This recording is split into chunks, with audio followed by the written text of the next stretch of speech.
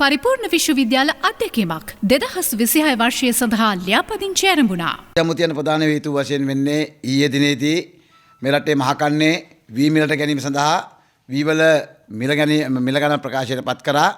ඒක ගොවියගේ පැත්තෙන් ගත්තොත් ඉතා සාධාරණයි. මොකද කීරි සම්බ සඳහා රුපියල් 8ක මිලක් වැඩි කරලා දෙන රුපියල් 140 දක්වා වැඩි කරලා තිබෙනවා. ඒ වගේම සම්බ රුපියල් 130 දක්වා වැඩි කරලා තිබෙනවා. ඒතකොට 120 දක්වා වැඩි කරලා තිබෙනවා නාඩු. ඉතා හොඳයි. හැබැයි මම ගිය සතියේත් මේ සම්බන්ධ මතක් කරා. පහුගිය දිනවල වෙළඳපොළ තුල කීරි සම්බා සහ මේ අනිකුත් සම්බා ඇතුළු මේවට විකල්ප හැටියට වෙළඳපොළ පාලනය කරන්න ඉන්දියාවෙන් ආනයනය කරා GR මේ 11 කියලා පුන්නි කීරි සම්බා වගේ. පුන්නි කීරි එක. ඒ වගේම පුන්නි සම්බා. මේ දෙක ගෙනල්ලා අලෙවි කරන්න කිව්වේ රුපියල් 255 කීරි සම්බා 240යි සම්බා. හැබැයි අද වෙනකොට මේ 255 සීමාව වෙන්නේ මේ තිබෙන්නේ ඉන්දියාවෙන් ආනයනය කරලාද කීරි සම්බා අද රුපියල් 290යි 320යි. කීරි සම්බන්න කෙලිම 340යි 350යි 360යි පේනවාදී දඩ ගහන් යන පාරිපතිකාරිය. හැබැයි පාලන මිල තියෙන කැසට් එක මේ ගෝඨාභය කාලේ ඉඳලාම එන එකක්. ඊපා රනිල් වික්‍රමසිංහ ආණ්ඩුවෙත් මේක මේ වුණා. හැබැයි තව වෙනතුරු මේක වී මිල ගන්නේ ඒක රුපියල් 8කින් වැඩි කරා නම් එමනම් හාල් මිලත් වැඩි වෙන්න ඕන. පරණ කැසට් තියාගෙන කරන්න හම්බෙන්නේ නැහැ.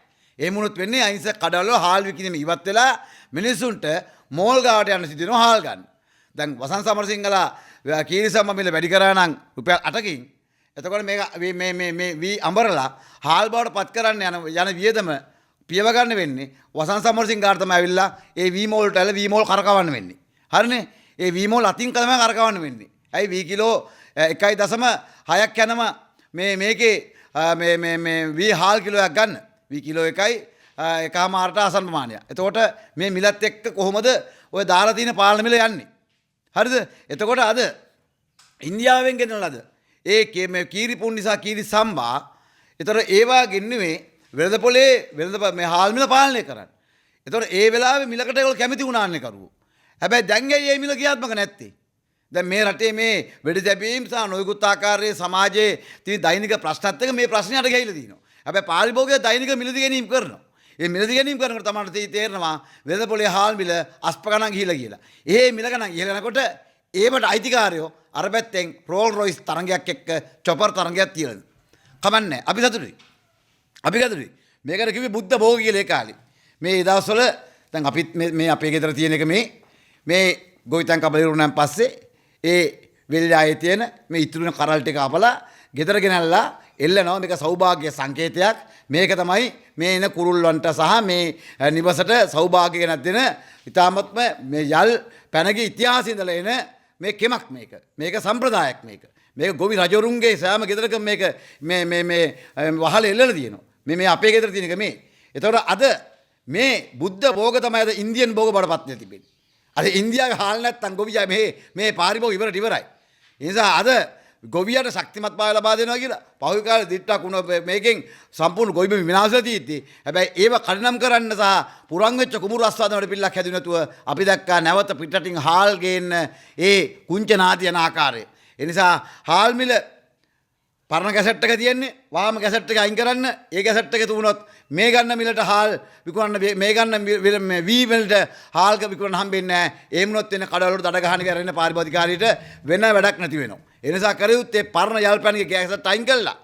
වෙළඳපොලේ සාධාරණ මිලකට පාරිභෝගික ගතා ගිය ආකාරයට තොග මිල අතරමැදි මිල සිල්ලර මිල ප්‍රකාශයටපත් කළා. හාල් කිලෝක වෙළඳපොළ දාන්න තින්නේ. මොකද්ද මේක තාම කරගන්න බැරි? මුන් වගේ ගොන් හරක් ඊයේ මං අහගෙන කියනවා කුෂිකර්ම මහත්යංශයේ මොකක්ද අහන්නේ මේ තෙතවි ගන්න ක්‍රමවේදය මොකද්ද? එයාලා කියනවා තෙතවි ගන්න අපි ගා ක්‍රමවේදයක් නැල්ලු. හරි තෙතවි ගන්න ක්‍රමවේද නැල්ලු. ඔය ඩ්‍රයි මැෂින් හයි කරන්න තියෙන්නේ. එතකොට දැන් අවුරුදු දෙකකට ආසන්න මානෑ මේ ගොවි කිංලා දැන් රජ වෙලා තියෙන්නේ. මේ ගොවි කිංලා දන්නේ නැද්ද මේ තෙතවි මේ රජයේ මිලට ගන්නකොට ඒවට අවශ්‍ය යන්ත්‍ර සූත්‍ර හයි කරන්න බැරිද? ඔක මහ දෙයක්ද? ඔක මහ දෙයක්ද? දැන් පාරවල දාලා වී ටික වේලනවා. අපේ ගම්වලත් නොයෙකුත් ආකාර කාපට් දාලා වේලනවා. ඉතින් රජයට කරන්න බැරි නේ බුලා. ඕවට තමයි තියෙන නවීන තාක්ෂණය.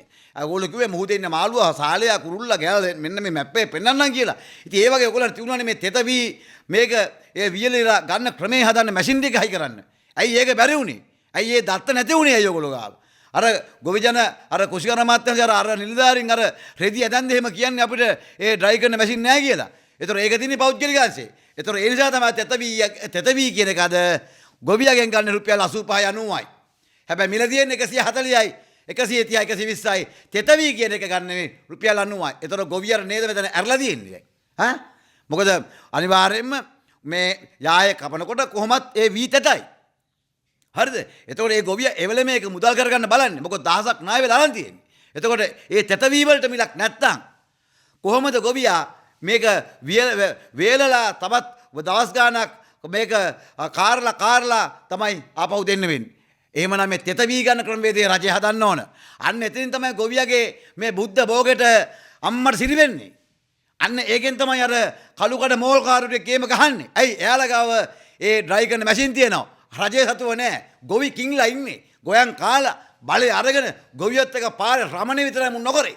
එහෙම කරලා ඇවිල්ලා අද කියනෝ ගොවියගේ තෙතවී ගන්න විදියක් නැහැ කියලා. අපි නිලධාරීන්ට මුත් කියන්නේ නැහැ. නිලධාරීන් පිළිබඳව අපිට කනගාටුවා. හැබැයි මේ ගොවි කිංලි පිළිබඳව තියෙන අපිට ලැජ්ජාව. උඹලා ආපිලා හත්තිලා ඔය මැෂින් ටිකයි කරන්න එපයි. සල්ලි තියකෝ මහා භාණ්ඩාරේ උතුරන්න. දැන් හාල් වලට සුවිශාල බද්දක් ගැව්වා ඉන්දියාවෙන් ගෙන්නකොට අඩු ගන්න ඒ බද්දෙන්වත් මේ රටේ තෙතවීදික් ගන්න ක්‍රමවේදයක් හැදුවා නම් ඒ ගොවියකට රුපියල් 85ට 90ට යන්නේ නැහැ. හම්බන්තොට ගොවියෝ කතා කරා රුපියල් 85 90යි. දැන් අපි දැක්ක ඊයේ මාධ්‍ය යනෝ ගොවියෝ කියනවා තව වෙනතුරු මේ තෙතවී ගන්න ක්‍රමයක් නැහැ කියලා. යන්නේ ඒ නිසා තමයි ගොවියා ගාව තිබෙන වී වල 160ක් තියෙන තෙතවී. අන්න ඒ කියන්නේ රුපියල් 90ට 85ට. ඒක අරගෙන වේරනවා මහා මෝල්කාර වේරලා තමයි ඒගොල්ලෝ දෙන්නේ ෂොට් එක. අද 360ට 370ට කීරි සම්බා එකයි. සම්බා රුපාල මිලිපත්තල වැඩි පිළි කරන්නේ. මෙන්න මේක තමයි ප්‍රශ්නේ. මේක හඳුන ගන්න දෙයියෝ ඕගොල්ලෝ. හරිද? ඒ නිසා අපේ රට බුද්ධ භෝග අපිට තාම නියම කල්පනා කරගන්න බැරුව අපි ඉන්දියන් භෝග බවට පත් වෙලා තිබෙනවා. ඒක තමයි කනගාටුවත් කරුණ. අපි කියනවා ජනාධිපතිතුමාට ඉතා ඉක්මනින් තෙතවී මිලට ගන්න ක්‍රමවේදය අවශ්‍ය යන්ත්‍ර හදන්න. අන්න ඒ කරන්න. අන්න ඒක මොකද හත්තිලාවේ ගෝයන් කපනකොට මොකෝ ප්ලයිට් දාලා උඩින් සම්පූර්ණ ෆෑන් කරලා වේරලාද ගන්න ගොවියා නැහැ. හිමිදිරි පාන්දර කපනකොට ඒ පින්නත් එක්ක ඒ ගෝයන් කරලේ ඒ වී කරලේ තෙතගතිය තියෙනවා. ඒක අවුව වේල්ලා දාලා තවත් දෙයක් තුනක් කියපත්තා ගොවියා එක බේරන්න ඕන. හැබැයි කමතෙම ගන්නවා තෙතවී පෞද්ගලික මෝල්හිමියෝ එවලම ගන්නවා 90ට ගිහිල්ලා ඒගොල්ලෝ අන්න අරගෙන විකුණනවා. මෙන්න මේක තමයි ඇත්ත සිද්ධිය. ලැජ්ජ වෙන්න ඕන කුසිකර මාත්‍යාංශය ඇමතිවරු ලැජ්ජ වෙන්න ඕන. තෙතවී සඳහා මිලට ගන්න නියමිත යාන්ත්‍රයක් නැතිවීම තුළ තමයි අහිංසක ගොවියගේ වී යටේට පෞද්ගලික මෝල්හිමියෝ දෙන්නේ අම්මට සිරි වෙන්න. අපි දැක්කා සමීක්ෂණ ආයතනයකින් කියලා තියෙනවා ආණ්ඩුවේ ප්‍රසාදය වැඩි වෙලා කියලා. අපි අහනවා ওই ප්‍රසාදයේ වැඩිවීමේ මිනුම් දන්න කොහොමද තෝරගත්තේ? ඒ කියන්නේ දැන් අර පිටරට ඉන්නවා මේ රට දාලා ගිහිල්ලා පිටරට ගිහිල්ලා වැඩ කරලා දැන් ලංකාව හදන්න මතක් වෙච්ච කට්ටියක්. ඒ කට්ටියකින් අදහස් ගත්තේ.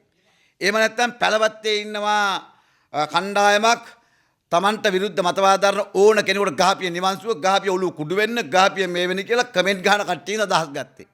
අපිට මේක තේරෙන්නේ නැහැ. කාගෙන් අදහස් ගත්ත කියන එක.